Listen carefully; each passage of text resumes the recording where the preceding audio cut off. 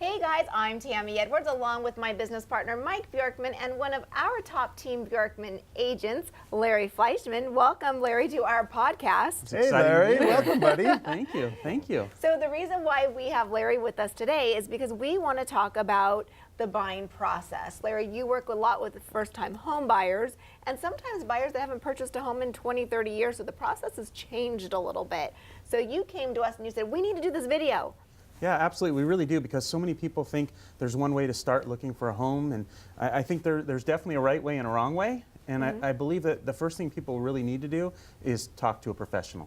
Talk to a realtor and find out what they need to do to buy a home. Right, so sit down and have a home buyer's consultation. Right, absolutely. So at that consultation, you'll kind of go through all the processes that we're going to talk about right now. Exactly. Correct? Exactly. Okay, perfect.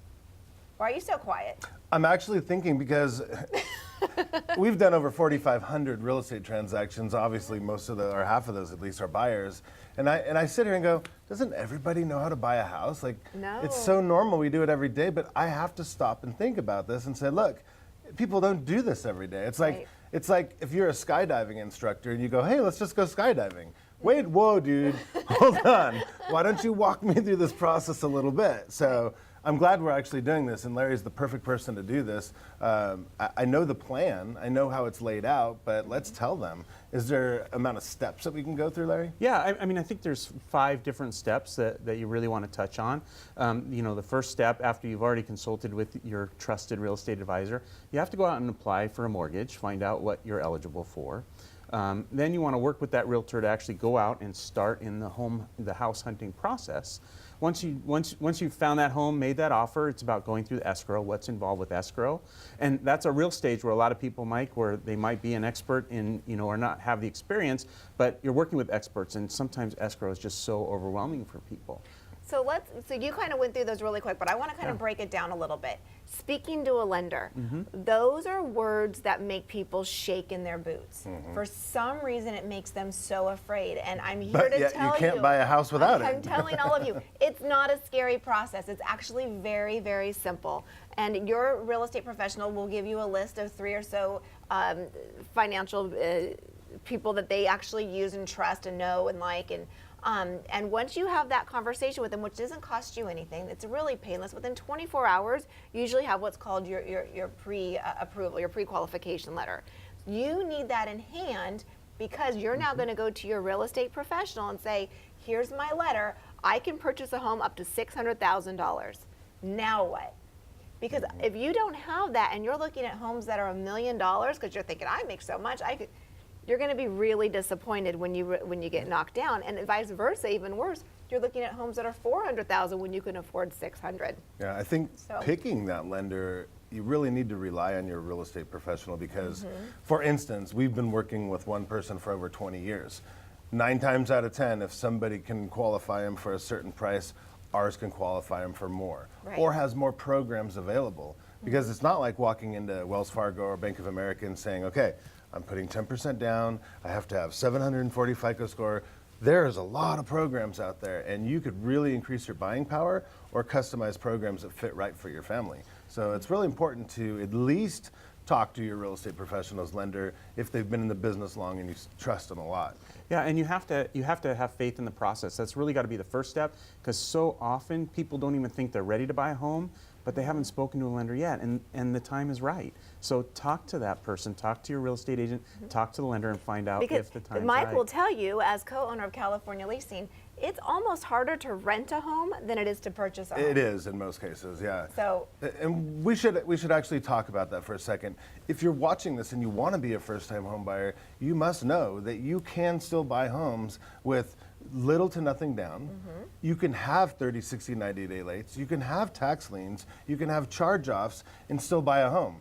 But when it comes to renting a home, when we do a background check, you can't have those things. Right. So it's almost, when you put your first and your security deposit down, it's almost the same as a down payment on a FHA loan. So let's not go into that too much. We can go into that in another video, but keep that in mind if you guys are watching this. Right. So now we're qualified. Qualified. So the next thing is the actual home search, and that's it's so important that you choose a real estate professional that knows their market. So Larry, you actually preview property 2-3 hours a day. Every day. And why do you do that? Well, I need to know what's out there. I need to know the properties that are going to meet the needs and desires of my clients. Because when someone comes to me and they want to purchase a home and they describe that home, I need to be able to guide them to those homes. You know, they can be online, and let's be honest, everything that's available out there isn't available online. Correct. So, you know, you need to come to us so that we know what fits your needs, what fits your desires. And we see a home and you say, well, the kitchen's not quite right. I want a kitchen that is more open to the family area. I'm going to know what's there because I've previewed properties in the area. And that way I can conserve time for my clients, take them to the homes that are specifically going to be of interest to them. Perfect. Well, let's talk about that for a second too. Again, where your agent really makes a difference. If Larry, you're previewing 2-3 hours a day and networking with agents and doing all these things that we have on our checklist, chances are we're going to find a home for our buyer that's not on the market. We're going to sell you a home typically before a sign goes up. Now, in today's tech world, a lot of the buyers feel that they could just search online and find homes. But those ones online, let's face it again, they're homes that realtors already sifted through, serious buyers already sifted through, so now they're typically overpriced or somebody's not marketing correctly. So I would make sure whoever's listening to this calls somebody like us so they can find homes that are not on the market yet. Right. Avoid bidding wars in certain price ranges, but most importantly, those are where the good ones are. They're our secret hidden gems. Right. Absolutely. So now we're looking at homes. So we've looked at homes, and now you've selected one, and you make an offer. And that's great. So what happens after you make an offer? The seller can either accept or come back to you with a counteroffer. And how often does that happen? And I think people don't really understand, what is a counteroffer? What does the negotiation process look like? Right. And again, why you need a trusted professional that knows exactly, and this is so important. You want someone that's not going to kill your deal and someone that's going to keep you in check. It is so, so important because buyers and sellers Keep talk you in them, check. They I love talk that. it's true. I though. know, It's it's just- our that was straight job. out. You have come to us because you trust us to get you your home. So I'm going to save you from yourself, right? And that's what we do. So when we see a home that we know is priced at, it's priced at $500,000, we know the comps are somewhere between $495 and $505, and they come in and it's been on the market 4 days, and they say, I'm going to write at $475 because my mom told me back in 1970 that's what she did. No, that is not happening. This is a whole different day and age, so we will save you from yourselves. Listen to your real estate professional We and actually- keep everything on track. This is not a game. This is not a win-lose. This is a win-win for both sides. And we actually have to pay very close attention to how the offer is not only written but presented.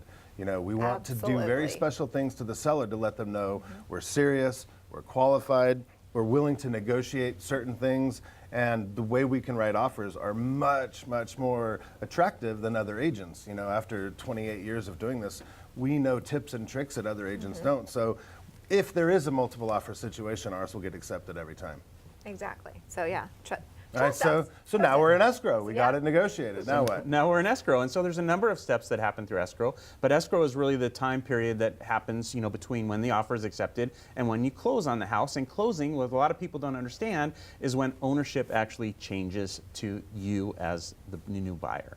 So what are some of the steps of the escrow period? Well, you've got to secure that funding. So we talked about pre-approval early. Now's the time when your mortgage loan is going to be solidified, the rate, and all of that will take place. Very critical. And let me jump in yeah. there. Once we start this process and your lender gets your purchase agreement, they're going to start sending you items that they need. They're going to ask you for tax forms. They're going to ask you for pay stubs.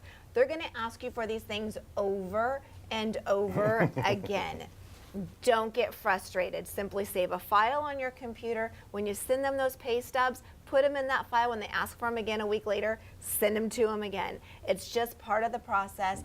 But the second they ask you for something, get it to them immediately. There's no, I'll wait for a couple days. No, you need to get it to them right away. And you know, while we're there, let's talk a little bit about a rookie mistake, right?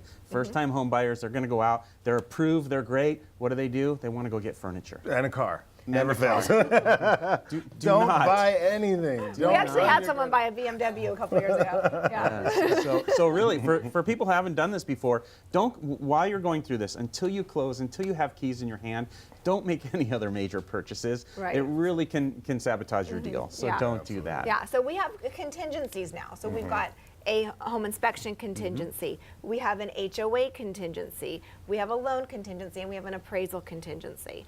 And so what a contingency means is these are things that need to be cleared for you to purchase the home. And there's going to be a time frame on those. Generally, it's 17 days for your contingencies, with the exception of the loan, which is 21 days. So during that time frame, we're doing all of our investigations and getting everything cleared. Again, time frames are so important, and you have to trust your real estate professional to say, look, we need to get this home inspection done this first week. Don't tell us that you can't because you have to, Aunt May's birthday party. You have to get these things cleared, because what happens if you don't? Aunt May's birthday party. It's happened. That was funny.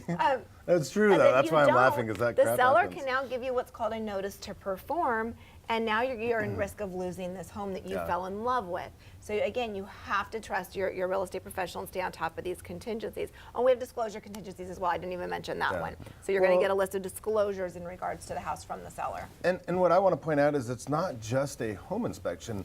It could take a long time to get a geological inspector out there, possibly a surveyor, maybe somebody to certify a well or a septic tank. Those are things that take some time, and those contractors are always busy. So we want to make sure you have the right to any and all inspections, but at the same time, we don't want to have that notice to perform from the seller canceling the agreement.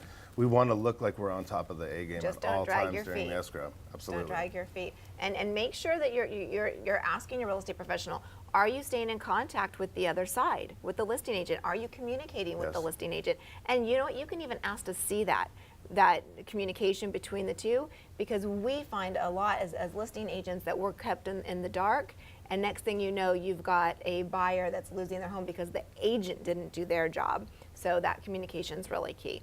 So now we've gotten through all of these contingencies. We've cleared everything. Now what? So now it's time to close, right? So now we're going to close on the house. The keys are going to change hands. The home is yours. So in LA County, there's funding and then there's recording. Yes. So in other counties, it's different. The money's there, you close, that's it. But in LA County, we're a little different. So we're going to record the day after that we fund. So that gets a little confusing. So remember, if you've got a home out in Ventura that you're closing there, and you got that, it's just all crazy. But again, trust your professional. Absolutely. And make sure you have that relationship built early on to trust the professional. Right. There's over 100 touches during an escrow period. Over 100 different people touch that. So it really makes a difference to stay on your A game all the way up into the walkthrough. And unfortunately, first-time buyers or buyers that haven't bought in a while think the walkthrough is a new time to start doing more inspections and negotiate more stuff. And that's really should happen 3 to 5 days before the close. Right. Everything should be done before that. And I also want to point out, because we skipped over it and we didn't say it, but I do want to point out on a repair request, because a repair request is part of the process. And it's on this podcast, by the way. We talked about inspections, so make sure you go to episode 2, I think it is. Yeah, look at that. Yeah. You're looking for safety items. This is not a time when we go in there and go, okay, we need new carpet because there's a stain, or there, I don't like the paint. I need a credit for paint. Those are cosmetic items. Though that's on you. We're looking for safety items that can hurt your family. So a GFCI outlet that's missing, things like that is what we're looking for. Safety and code. Safety and code. So just keep that in mind when you're doing your repair request. Again, don't listen to the family member that bought in 1970 that beat up the seller. This is now. Trust us, right? Absolutely. So Larry, if somebody wants to, if they're thinking about home ownership, how do they reach you? So they can reach me in a couple different ways. The first way is you can call me straight up at 661-240-7299.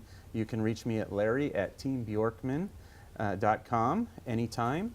I'm always available. My cell phone's there. I'm ready to help. Seller buy, Larry's your guy. Seller buy. I love that. Well, And as always, you can reach Mike and I. You can reach Mike at 661-212-8075, or myself, Tami, 661-373-5595. we'll see you next time, guys. Thanks a lot for watching or listening. Take care.